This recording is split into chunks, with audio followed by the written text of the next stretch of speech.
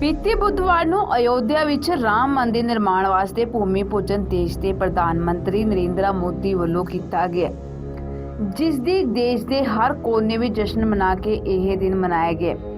ਉੱਥੇ ਅੱਜ ਦੇਸ਼ ਦੇ ਪ੍ਰਧਾਨ ਮੰਤਰੀ ਵੱਲੋਂ ਇੱਕ ਬਿਆਨ ਵਾਇਰਲ ਹੋ ਰਿਹਾ ਹੈ, ਜਿਸ ਵਿੱਚ ਉਹਨਾਂ ਨੇ ਕਿਹਾ ਹੈ ਕਿ ਗੁਰੂ ਗੋਬਿੰਦ ਸਿੰਘ ਨੇ ਗੋਬਿੰਦ ਰਾਮਾਇਣ ਲਿਖੀ ਹੈ, जिस दा सिख जथेबंदियां ने विरोध जताया। तो गुरु गोविंद सिंह जी ने तो खुद गोविंद रामायण लिखी। ਉੱਥੇ ਹੀ ਪ੍ਰਧਾਨ ਮੰਤਰੀ ਸੰਬੋਧਨ ਤੋਂ ਬਾਅਦ ਜਥੇਦਾਰ ਇਕਬਾਲ ਸਿੰਘ ਵੱਲੋਂ ਵੀ ਇੱਕ ਵਿਵਾਦਿਤ ਬਿਆਨ ਦਿੱਤਾ ਗਿਆ ਹੈ, ਜਿਸ ਵਿੱਚ ਦਸ਼ਮ ਪਿਤਾ ਗੁਰੂ ਗੋਬਿੰਦ ਸਿੰਘ ਜੀ ਨੂੰ ਸ਼੍ਰੀ ਰਾਮ ਚੰਦਰ ਜੀ ਦੇ ਪੁੱਤਰ ਲਵ ਦੇ ਵੰਸ਼ ਵਜੋਂ ਦੱਸਿਆ ਗਿਆ ਅਤੇ ਪਹਿਲੀ ਪਾਤਸ਼ਾਹੀ ਸ਼੍ਰੀ ਗੁਰੂ ਨਾਨਕ ਦੇਵ ਜੀ ਨੂੰ ਵੀ ਸ਼੍ਰੀ ਰਾਮ ਚੰਦਰ ਜੀ ਦੇ ਦੂਜੇ ਬੇਟੇ ਕੁੰਸ਼ ਦੇ ਵੰਸ਼ ਵਜੋਂ ਦੱਸਿਆ ਗਿਆ, ਜਿਸ ਦਾ ਵਿਰੋਧ ਕੀਤਾ ਜਾ ਰਿਹਾ ਹੈ। ਉੱਥੇ ही ਅੱਜ ਅੰਮ੍ਰਿਤਸਰ ਪੁੱਜੇ ਭਾਈ ਦਵਿੰਦਰ ਸਿੰਘ ਸੰਤ सिपाही ग्रुप लुधियाना वाले ने बयानों का विरोध करते हुए किया है। रामचंद्र जी के जो बड़े पुत्र लव थे उनके वंशज हैं गुरु गोविंद सिंह जी, और कुशु के वंशज हैं गुरु नानक देव जी बेदी थे, और सोढ़ी जो है गुरु गोविंद सिंह जी वो लव के वंशज हैं। तो हमारे तो पूर्वज थे, तो अपने पूर्वज मर्यादा रामचंद्र जी के जो जन्मभूमि है वहाँ का जो भूमि पूजन हो रहा है और वहाँ का नींव रखा जा रहा है। भव्य मंदिर जो कि पूरी दुनिया में हिंदुस्तान की एक अलग शान होगी, शोभा होगी। जैसे हिंदुस्तान पहले विश्व गुरु रहा और मोदी जी उसी ओर लगे हुए हैं कि फिर हिंदुस्तान को विश्व गुरु के रूप में उसको स्थापित करना है। तो उसके लिए जो भगवान रामचंद्र जी का ये जो भव्य मंदिर बनेगा, ये पूरी दुनिया में एक अलौकिक होगा। ਵਾਹਿਗੁਰੂ ਜੀ ਕਾ ਖਾਲਸਾ ਵਾਹਿਗੁਰੂ ਜੀ ਕੀ ਫਤਿਹ। ਦਾਸ ਦਵਿੰਦਰ ਸਿੰਘ ਸੰਤ ਸਿਪਾਹੀ ਸੇਵਾ ਸੋਸਾਇਟੀ ਲੁਧਿਆਣਾ ਤੋਂ ਅੱਜ ਜਿੱਥੇ ਸਾਡੇ ਹਿੰਦੂ ਭਰਾ ਬਹੁਤ ਹੀ ਉਹਨਾਂ ਵਾਸਤੇ ਵਡਭਾਗਾ ਦੇਣਾ, ਪੂਰੀ ਦੁਨੀਆ ਜਿਹੜੀ ਹੈ ਹਿੰਦੂ ਭਰਾ ਸਾਡੇ ਰਾਮ ਮੰਦਿਰ ਦੀਆਂ ਖੁਸ਼ੀਆਂ ਮਨਾ ਰਹੇ ਨੇ ਤੇ ਬਣਦਾ ਵੀ ਆ, ਅਸੀਂ ਵੀ ਉਹਨਾਂ ਨੂੰ ਇਸ ਸੁਭਾਵਕ ਘੜੀ ਤੇ ਮੁਬਾਰਕਬਾਦ ਦਿੰਦੇ ਆ। ਉੱਥੇ ਹੀ ਸਾਡੇ ਕੁਝ ਮਤਲਬ ਉੱਥੇ ਉਹਨਾਂ ਨੇ ਜਿਹੜੇ ਅਲੱਗ-ਅਲੱਗ ਧਰਮਾਂ ਦੇ ਜਿਹੜੇ ਪੈਰੋਕਾਰ ਸੱਦੇ ਨੇ, ਔਰ ਬਣਦਾ ਵੀ ਆ ਜਿਹੜਾ ਸਾਡਾ ਭਾਈਚਾਰਾ ਵਾ, ਭਾਰਤੀ ਸੱਭਿਆਚਾਰ ਆ ਕਿ ਸਾਨੂੰ ਰਲ ਮਿਲ ਕੇ ਰਹਿਣਾ ਚਾਹੀਦਾ ਵਾ ਸਾਰਿਆਂ ਨੂੰ। ਪਰ ਇਹਦਾ ਮਤਲਬ ਇਹ ਨਹੀਂ ਆ ਕਿ ਅਸੀਂ ਉੱਥੇ ਜਾ ਕੇ ਮਤਲਬ ਜਿਹੜੀਆਂ ਸਾਡੀਆਂ ਸਿੱਖ ਹੋਣ ਦੇ ਨਾਲ ਜਿਹੜੀਆਂ ਸਾਡੀਆਂ ਪਰੰਪਰਾਵਾਂ ਨੇ, ਸਾਡੀਆਂ ਮਰਿਆਦਾ ਨੇ, ਉਹਨਾਂ ਨੂੰ ਅਸੀਂ ਉਹਨਾਂ ਦਾ ਖੰਡਨ ਕਰੀਏ, ਉਹਨਾਂ ਨੂੰ ਭੁੱਲ ਜਾਈਏ। ਤੇ ਅੱਜ ਲੱਖਾਂ ਹੀ ਸਿੱਖਾਂ ਦੇ ਹਿਰਦੇ ਜਿਹੜੇ ਉਹ ਵਲੂੰਦਰੇ ਗਏ ਨੇ। ਪਹਿਲਾ ਬਿਆਨ ਉੱਥੇ ਨਰਿੰਦਰ ਮੋਦੀ ਜੀ ਨੇ, ਸਾਡੇ PM ਸਾਹਿਬ ਨੇ ਦਿੱਤਾ ਵਾ ਕਿ ਗੁਰੂ ਗੋਬਿੰਦ ਸਿੰਘ ਜੀ ਨੇ ਜਿਹੜਾ ਵਾ ਗੋਬਿੰਦ ਰਾਮਾਇਣ ਲਿਖੀ ਆ। ਉਹ ਮੋਦੀ ਸਾਹਿਬ ਕਿਹੜੀ ਰਾਮਾਇਣ ਲਿਖੀ ਆ, ਪਹਿਲਾਂ ਮੈਨੂੰ ਗੱਲ ਦਾ ਜਵਾਬ ਦਿਓ। ਤੁਹਾਨੂੰ ਮੈਂ ਇੱਕ ਦਿਨ ਪਹਿਲਾਂ ਵੀ ਇੱਕ ਬੇਨਤੀ ਕੀਤੀ ਸੀ ਕਿ ਮੋਦੀ ਸਾਹਿਬ ਜਿਹੜੇ ਅੱਜ ਤੁਸੀਂ ਤਖਤ 'ਤੇ ਬੈਠੇ ਹੋ, ਉਹ ਤਖਤ 'ਤੇ ਕਦੇ ਔਰੰਗਜ਼ੇਬ ਵੀ ਬੈਠਾ ਸੀ ਜਿਹਨੇ ਸਿੱਖ ਕੌਮ ਨਾਲ ਮੱਥਾ ਲਾਇਆ ਸੀ, ਤੇ ਅੱਜ ਉਹਦੀ ਕਬਰ ਦੇ ਉੱਤੇ ਤੇਲ ਪਾਉਣ ਵਾਲਾ ਕੋਈ ਹੈ ਨਹੀਂ ਆ।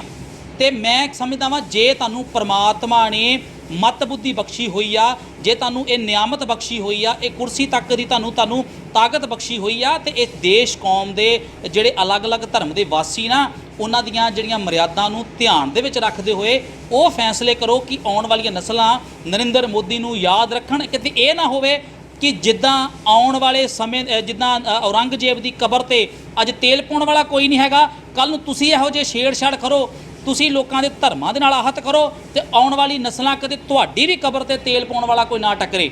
ਦੂਜੀ ਗੱਲ, ਸਾਡੇ ਕੌਮ ਦੇ ਕੁਝ ਗਦਾਰ ਲੀਡਰ ਜਿਨ੍ਹਾਂ ਵਿੱਚੋਂ ਮੈਂ ਉਹਨੂੰ ਨਾ ਤੇ ਜਥੇਦਾਰ ਕਹਿ ਕੇ ਸੰਬੋਧਨ ਕਰਾਂਗਾ, ਨਾ ਮੈਂ ਉਹਨੂੰ ਕੋਈ ਸਿੰਘ ਸਾਹਿਬ ਕਹਿ ਕੇ ਸੰਬੋਧਨ ਕਰਾਂਗਾ। ਇਕਬਾਲ ਸਿੰਘ ਜਿਹਨੇ ਐਡਾ ਵੱਡਾ ਖੰਡਾ ਲਾਇਆ ਹੁੰਦਾ ਇੱਥੇ, ਤੇ ਮੈਂ ਕਹਿੰਦਾ ਉਹ ਗਿਆਨੀ ਨਹੀਂ ਅਗਿਆਨੀ ਆ, ਜਿਹਨੇ ਉੱਥੇ ਜਾ ਕੇ ਗੁਰੂ ਨਾਨਕ ਦੇਵ ਸੱਚੇ ਪਾਤਸ਼ਾਹ ਤੇ ਗੁਰੂ ਗੋਬਿੰਦ ਸਿੰਘ ਜੀ ਨੂੰ ਲਵ ਕੁਸ਼ ਦੀ ਜਿਹੜੀ ਆ ਉਹ ਅੰਸ਼ ਦੇ ਵਿੱਚੋਂ ਕਿਹਾ ਗਿਆ ਵਾ। ਇਹਨੂੰ ਕੋਈ ਪੁੱਛਣ ਵਾਲਾ ਹੋਵੇ ਕਿ ਤੇਰੀ ਅਕਲ ਤੇ ਜਿਹੜਾ ਨਾ ਪਰਦਾ ਪੈ ਚੁੱਕਾ ਵਾ, ਤੂੰ ਬਗਾਨੇ ਬੰਦਿਆਂ ਦੇ ਕੁਰਸੀ ਦੇ ਉੱਤੇ ਬਹਿ ਕੇ ਤੂੰ ਆਪਣੇ ਅੱਜ ਤੂੰ ਯਾਦ ਕਰਵਾ ਦਿੱਤਾ। ਇਕਬਾਲ ਸਿੰਘ ਅੱਜ ਤੂੰ ਯਾਦ ਕਰਵਾ ਦਿੱਤਾ ਵਾ ਕਿ ਕਦੇ ਰਾਮ ਰਾਏ ਜੀ ਵੀ ਉਹ ਦਿੱਲੀ ਦੀ ਧਰਤੀ 'ਤੇ ਗਏ ਸੀ, ਤੇ ਉਹਨਾਂ ਨੇ ਗੁਰਬਾਣੀ ਦੇ ਜਿਹੜੀਆਂ ਤੁਕਾਂ ਦੇ ਨਾਲ ਛੇੜਛਾੜ ਕੀਤੀ ਸੀ, ਤੇ ਗੁਰੂ ਸਾਹਿਬ ਨੇ ਉਹਨਾਂ ਨੂੰ ਕਿਹਾ ਸੀ ਕਿ ਜਿੱਧਰ ਤੇਰਾ ਮੂੰਹ ਆਣਾ ਉੱਧਰ ਚਲੇ ਜਾ, ਆਪਣੇ ਜਿਗਰ ਦੇ ਟੋਟੇ ਨੂੰ ਨਹੀਂ ਤੱਕ ਨਹੀਂ ਬਖਸ਼ਿਆ। ਤੇ ਤੁਸੀਂ ਲੋਕ ਉਹ ਚਾਰ ਛਿੱਲੜਾਂ ਦੇ ਕਰਕੇ ਵਿਕ ਜਾਂਦੇ ਹੋ, ਤੁਹਾਨੂੰ ਲੱਗਦਾ ਕਿਤੇ ਪ੍ਰਮਾਤਮਾ ਤੁਹਾਨੂੰ ਮਾफ़ ਕਰ ਦੇਗਾ। ਮੈਂ ਬੇਨਤੀ ਕਰਦਾ ਵਾਂ ਜਥੇਦਾਰ ਸਾਹਿਬ ਅਕਾਲ ਤਖਤ ਨੂੰ ਕਿ ਜਥੇਦਾਰ ਸਾਹਿਬ ਇਹਨਾਂ ਨੂੰ ਅਕਾਲ ਤਖਤ ਸਾਹਿਬ ਬੁਲਾ ਕੇ ਪੰਥ ਦੇ ਵਿੱਚੋਂ ਛੇਕਿਆ ਜਾਵੇ, ਤੇ ਜਿੱਥੇ ਵੀ ਕਿਤੇ ਇਹਨਾਂ ਨੂੰ ਕਿਤੇ ਕਿਸੇ ਵੀ ਧਰਮ ਦੇ ਵਿੱਚ ਕਿਤੇ ਬੁਲਾਇਆ ਨਾ ਜਾਏ।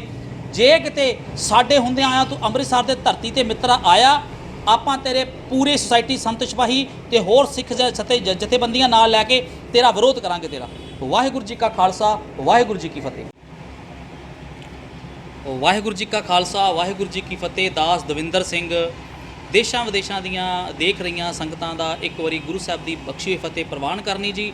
ਵਾਹਿਗੁਰੂ ਜੀ ਕਾ ਖਾਲਸਾ, ਵਾਹਿਗੁਰੂ ਜੀ ਕੀ ਫਤਿਹ। ਵੀਰ ਜੀ, ਵੀਰ ਜੀ, ਸਭ ਤੋਂ ਪਹਿਲਾਂ ਤੇ ਅੱਜ ਜਿਹੜਾ ਦਿਨ ਆ ਮੈਂ ਸਮਝਦਾ ਵਾਂ ਕਿ ਹਿੰਦੂ ਭਰਾਵਾਂ ਵਾਸਤੇ ਬੜਾ ਅੱਜ ਵੱਡਾ ਦਿਨ ਮੰਨਿਆ ਜਾ ਰਿਹਾ। ਪੂਰਾ ਹੀ ਦੇਸ਼ ਜਿਹੜਾ ਵਾ ਉਹ ਰਾਮ ਮੰਦਿਰ ਦੀਆਂ ਜਿਹੜੀਆਂ ਖੁਸ਼ੀਆਂ ਮਨਾ ਰਿਹਾ ਵਾ, ਤੇ ਹਰ ਇੱਕ ਨੂੰ ਅਧਿਕਾਰ ਆ ਆਪਣੇ ਧਰਮ ਦੇ ਧਾਰਮਿਕ ਸਥਾਨ ਬਣਾਉਣ ਦਾ। ਵਧਾਈ ਦੇ ਪਾਤਰ ਨੇ ਸਾਰਾ ਹਿੰਦੂ ਵੀਰ ਸਾਡੇ ਸਾਰੇ।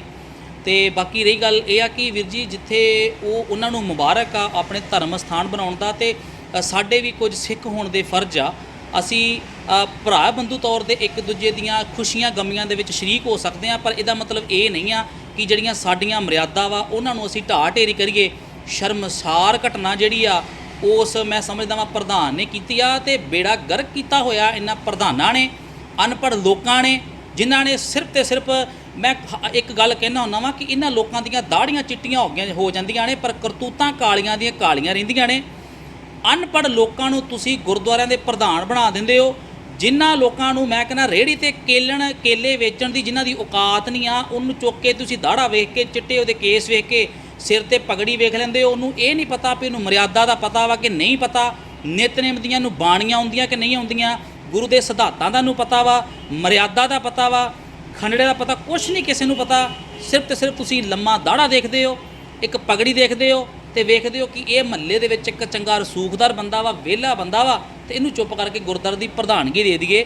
ਪਰ ਮੈਂ ਸਮਝਦਾ ਵਾਂ ਕਿ ਇਹ ਬੇੜਾ ਗਰਕ ਸਿਰਫ ਤੇ ਸਿਰਫ ਅਸੀਂ ਲੋਕਾਂ ਨੇ ਕੀਤਾ ਹੋਇਆ ਵਾ।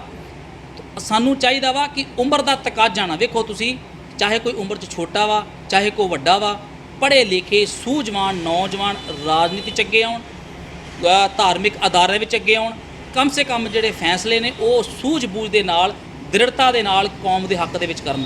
ਤੇ ਮੈਂ ਪ੍ਰਧਾਨ ਨੂੰ ਕਹਿਣਾ ਚਾਹੁੰਦਾ ਵਾਂ ਕਿ ਜੇ ਤੈਨੂੰ ਚੌਰਿਆ ਇੰਨਾ ਹੀ ਸ਼ੌਂਕ ਹੈ ਤੈਨੂੰ ਛੈਣੇ ਵਜਾਉਣ ਦਾ, ਤੇ ਸਿਰ ਤੋਂ ਪੱਗ ਲਾ ਦੇ, ਠੀਕ ਆ, ਆ ਕਟਵਾ ਦੇ ਮੇਰਾ ਵੀਰੇ, ਦਾੜੀ ਤੂੰ ਕਟਵਾ ਦੇ, ਤੇ ਤੂੰ ਚੁੱਪ ਕਰਕੇ ਹਿੰਦੂ ਭਰਾਵਾਂ ਦੇ ਨਾਲ ਰਲ ਜਾ, ਮੰਦਿਰ ਦਾ ਕਿਤੇ ਪੁਜਾਰੀ ਬਣ ਜਾ, ਸਾਨੂੰ ਕੀ ਇਤਰਾਜ਼ ਆ, ਠੀਕ ਆ, ਤੂੰ ਬਣ ਜਾ, ਕੋਈ ਚੱਕਰ ਨਹੀਂ, ਵਜਾ ਢੋਲਕੀਆਂ, ਛੈਣੇ ਖੜਕਾ, ਜੋ ਮਰਜ਼ੀ ਕਰ, ਸਾਨੂੰ ਕੋਈ ਮਤਲਬ ਨਹੀਂ ਆ।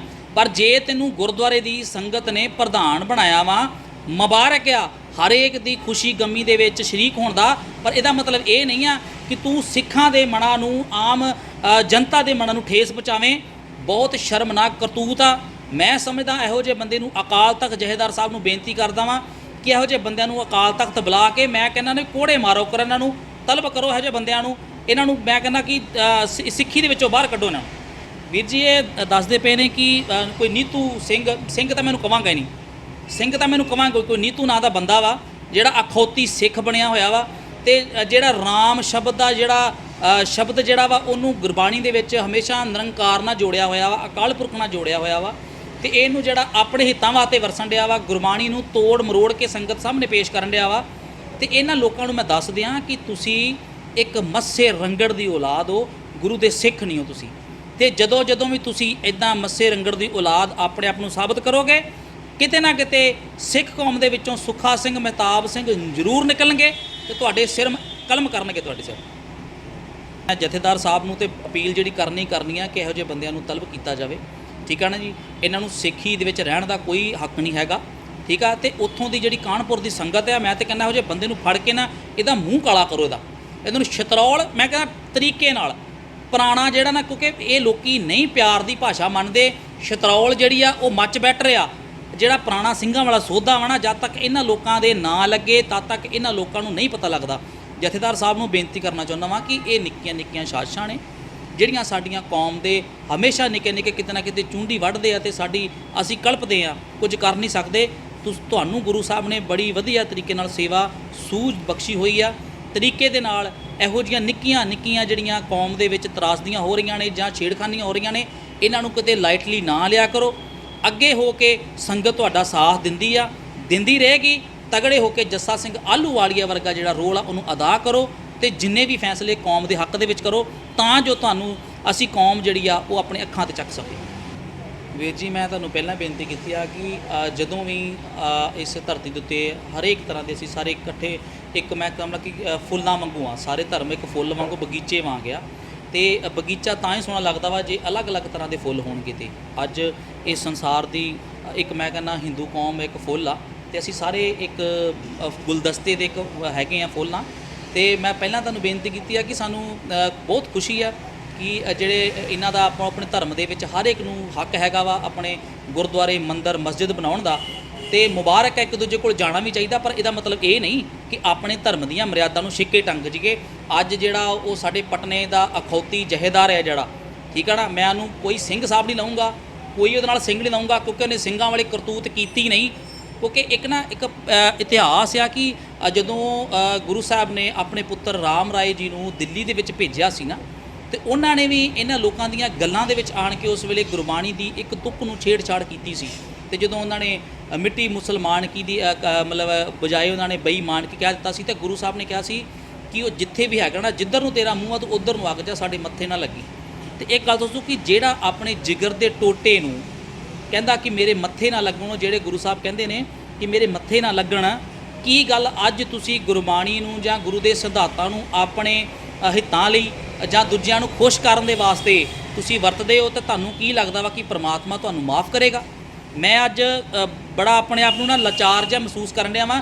ਜੇ ਕਿਤੇ ਗੁਰੂ ਸਾਹਿਬ ਸਾਨੂੰ ਇੰਨੀ ਕਿਤੇ ਸਮੱਤ ਬਖਸ਼ਣ, ਸਾਨੂੰ ਕਿਤੇ ਇੰਨੀ ਕਿਤੇ ਬਖਸ਼ਿਆ ਹੁੰਦਾ ਕਿ ਸਾਡੇ ਕੋਲ ਰੁਤਬਾ ਕੋਈ, ਤੇ ਇਹਨੂੰ ਮੈਂ ਵੀ ਕਾਣਾ ਕਹਿ ਕੇ ਸੰਬੋਧਨ ਕਰਦਾ, ਠੀਕ ਹੈ ਨਾ। ਜੋ ਅੱਜ ਨੇ ਕਰਤੂਤ ਕੀਤੀ ਆ, ਇਹਨੇ ਸਿੱਖਾਂ ਵਾਲੀ ਕਰਤੂਤ ਨਹੀਂ ਕੀਤਾ ਹੁੰਦਾ। ਇਹਨੂੰ ਅਕਾਲ ਤਖਤ ਸਾਹਿਬ ਬੁਲਾਉਣ, ਇਹਨੂੰ ਜਹੇਦਾਰ ਸਾਹਿਬ ਨੂੰ ਬੇਨਤੀ ਆ ਕਿ ਇਹਨੂੰ ਜਿਹੜਾ ਵਾ ਪੰਥ ਦੇ ਵਿੱਚੋਂ ਛੇਕਿਆ ਜਾਵੇ। ਇਹਨੂੰ ਕੋਈ ਹੱਕ ਨਹੀਂ ਬਣਦਾ ਇਹਨੂੰ ਕਿਸੇ ਵੀ ਪੰਥ ਦੇ ਵਿੱਚ ਅੱਗੇ ਬਹਿ ਕੇ ਪੰਥਕ ਮੁੱਦਿਆਂ ਤੇ ਬੋਲਣ ਦਾ। ਜੇ ਕਦੇ ਵੀ ਸਾਡੀ ਹੋਸ਼ ਦੇ ਵਿੱਚ ਇਹ ਇਕਬਾਲ ਸਿੰਘ ਇੱਥੇ ਆਏਗਾ ਅੰਮ੍ਰਿਤਸਰ ਧਰਤੀ ਤੇ, ਸੰਤ ਸਿਪਾਹੀ ਸੇਵਾ ਸੁਸਾਇਟੀ ਤੇ ਹੋਰ ਜਿਹੜੀ